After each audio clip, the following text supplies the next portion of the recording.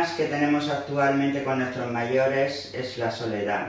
El cambio de sociedad ha hecho que al final cada vez estén más solos. Dependiendo del grado de dependencia, dependiendo de los apoyos familiares, van perdiendo esa salsa que tienen y al final se sienten bastante solos. Cuando ingresan en una institución como una residencia, esto se puede agravar porque terminan de perder la poca red que les queda, o nosotros como profesionales podemos mejorarla.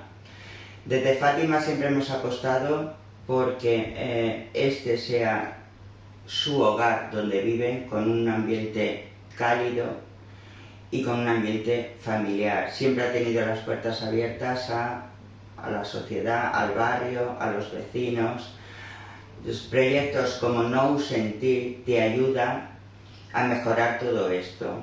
Nous en Ti, a través de las actividades que hace, crea vínculos, no solamente entre los residentes y los profesionales, sino también entre los propios residentes y entre los residentes y familiares.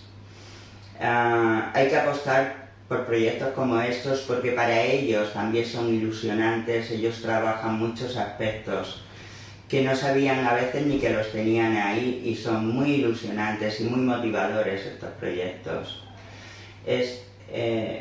Considero que un proyecto de este tipo hay que exponerlo, hay que darlo a conocer a la comunidad, porque hay que poner en valor todo lo que ellos hacen, hay que darle visibilidad a todo lo que son capaces de hacer, y sobre todo hay que incluirlo dentro de la comunidad.